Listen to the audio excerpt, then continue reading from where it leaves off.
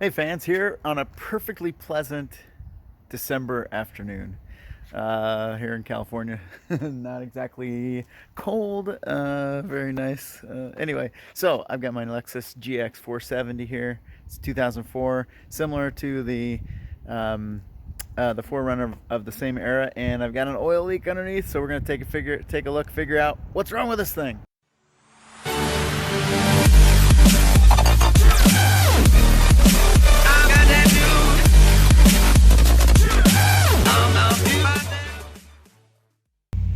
Well, since my Lexus still has the air suspension, so I'm going to take this thing up. I'm going to put it in the high mode as I go to work underneath. That way I don't have to worry about jacking. I've got a little bit more room. And we'll chock the wheels and get underneath. Here's the leaky culprit. So you can see there's some oil coming right here. Transfer case fluid, whatever you're going to call it. I'll throw on some gloves here so that try and keep it clean. This is a 12 millimeter bolt. 12 millimeter bolt, 3 of them, and then there is at least one plug right back here. And I brought a screwdriver somewhere. There we go. A screwdriver to help me get that baby loose. There we go. Got that one off of there. Not sure what's happening with that. Looks like this is just a vacuum line. Well, okay, so let's take these loose. And I've got my trusty wobble head that just makes life a little easier when I'm trying to take stuff apart. Oh, that one's tight.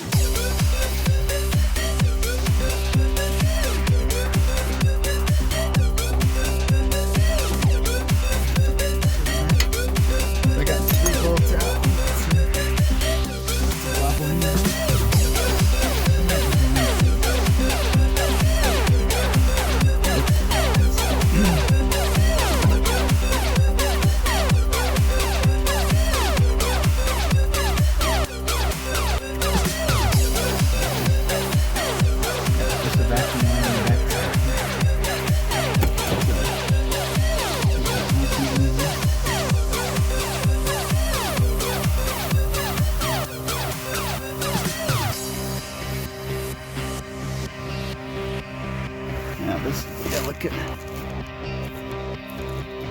So there's that larger bolt.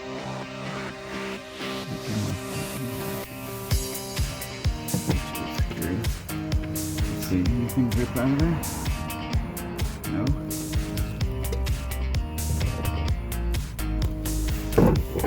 Alright, so there is a seal there, and it looks like that seal is pretty good. Doesn't seem like that seal's leaking at all. Seems like the leaks are all because of this O-ring. So I may just come back with that O-ring and see where that gets me. I'll clean this thing up and we'll be back. Because if I look inside there, it actually looks pretty decent. Here are the seals that we got. If you look here, you can see the description. It's a TC15 by 23 by 7 rubber covered double lip with gator garter spring. So if you look in here, you might be able to see, it's kind of difficult, but you might be able to see that spring shining at you. That's just a way to keep more tension on that spring or on that seal to give you the better seal against oil coming in and out. So I think it only takes 2, but I got a third one just because they were pretty inexpensive, only $2 and something a piece with $3 shipping. So got 3 of those guys. Here is the seal. This one goes around the entire housing where it meets up with the transfer case. So now I've got this thing off and I'm looking at it, and it doesn't really look like these seals were leaking. It really just seems like it was a matter of this seal around here. I'm just gonna pull this one off real quick. We'll take a look and see where we are. What happens here? Take that guy off. Okay. Fair amount of oil back inside here. And our seal should come off right here. Get that guy.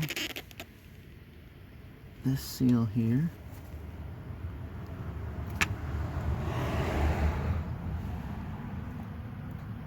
Oh yeah, you can see where this seal is completely flattened. It's kind of sticking to that.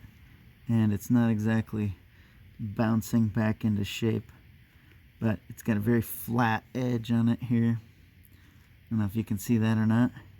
Very flat around here compared to the new seal, which is still in the package, but I'm going to tell you, I think it's not flat. So I will clean that up. I'm going to clean this up again. I'm just going to look at this seal here. I may end up replacing it. Oh, let's see. We'll take that out and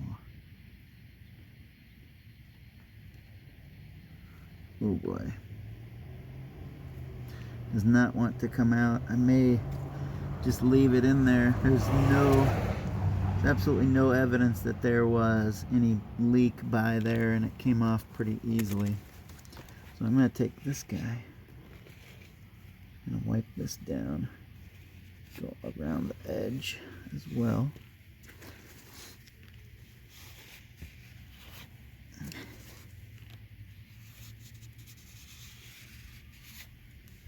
we go. Make sure my hands are clean. Again, here is the seal from Toyota. From Lexus via Toyota, maybe. All right, man, this is really fast. I don't know why I didn't do this before. So here is the difference in the two seals. One is still nice and round, and the other one is completely flattened. So we'll put that guy on here. Whoop. Just went a little too far down. Don't want to have dirt on that thing. Go all the way around. Right there. Not super tight on there. This is, I thought it might be a steel piece, but it definitely looks plastic. So I don't know how much it matters whether it's plastic or steel. I do believe it matters that I get it back on there. So try and make sure that it's clean. Alright. So again, I'm not even going to mess with that seal. So got a few seals unnecessarily, but it's good just for insurance purposes. So screw that piece back on here. And pretty much ready to reinstall this baby.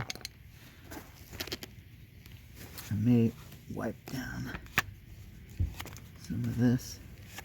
Now, I typically like to clean stuff up before I put it back on, but you know what, I think in this case, probably we'll just leave it as is, dirty, and then I'll put this thing back on, and then by having it back in place, this will seal the outside, and then I can come back in and spray and clean it all up after the fact, and by having it clean again, any further leak will become evident as I put some miles on this thing. So here we go, back up in. I'm just going to clean up this edge here as well. Then I will find some lube to put on here just to help ease that seal back in place. And then I'll reconnect all these guys, and you will see that right now. Gear oil here.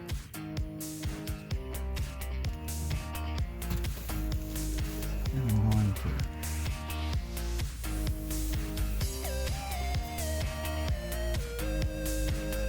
wipe that up against the sealing surface here. And again,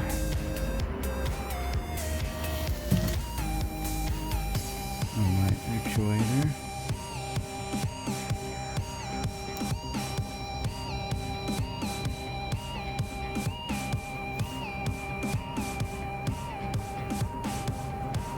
Help that slide in. So make sure that you're putting the rod back into the rod with the seal on it. We'll do that. And close it out like so. Push these guys aside. Slip that on here.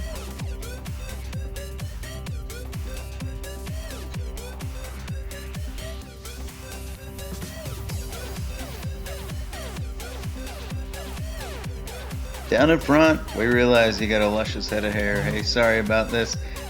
Most inopportune moment for getting in the way of the camera. Oh. That's kind of crazy. Alright. So, I've seen others rotate it this direction. But I was able to rotate it the other direction. Now, the main point is that those gears engage in one spot, and what you have to do is rotate the teeth on the rod from the teeth on the gear so that they can pass by, and then rotate it back in so that they can engage again. So like this, whoop, like that. Otherwise the gears will not pass on one another. So now this thing is in place. I've only got 3 bolts here, which makes life pretty easy. So we'll get those guys in.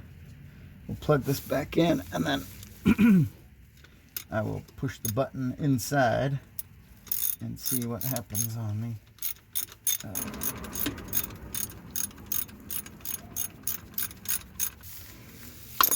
These are really just holding the whole contraption in place. It's a plastic connection. There's no need to get a torque wrench out for this thing. And then get my vacuum line on here. Ta-da! We're back together. So now we'll go inside and test. Just make sure that we can hear it engage. I got back here after a short test drive, turned the car off. These lights here did not come back on when I turned it, once I turned the car off. So I guess we're good to go. Now I'll take care of that light, just a quick oil change, and we should be set. No more runs, no more drips, no more errors. All right, so the one thing I didn't show you is top off your fluid. It's leaking. That's the whole problem. So it's gonna be low, so make sure you top it off. It was about a half quart low. So top off your fluid after you're done, and then enjoy oil-free driveways from here on. Anyway, hey, if you found this helpful, give me a like, subscribe, and we'll see you on the next one.